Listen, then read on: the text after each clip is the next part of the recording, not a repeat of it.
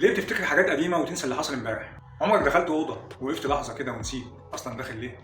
بس افتكرت فجأة موقف قديم حصل من سنين. طيب ليه ده بيحصل؟ دماغك بيختار يفتكر إيه وينسى إيه.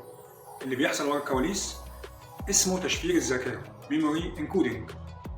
يعني مش كل حاجة بتحصل بتتخزن. في حاجات بتدخل دماغك وتخرج من غير ما تسيب أثر. في 3 عوامل أساسية بتأثر على قوة الذاكرة. 1. الانفعال emotion. لو الموقف فيه مشاعر قوية، فرح، خوف، إحراج، دماغك بيشفره أسرع من الصوت. 2. التكرار. كل ما الحاجة تتكرر فرصتها تزيد تفضل في دماغك، زي إعلان بيفضل يرن في ودانك على طول. التركيز دي رقم 3. لو أنت مش مركز غالبا المعلومة مش هتدخل أصلا. الدماغ هيقول مع السلامة.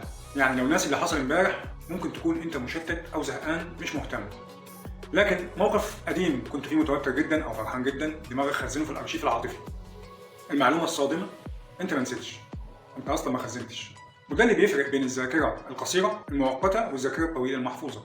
انا دكتور محمد علي، ودي كانت حلقة جديدة من نيورو ساينس بالمصري.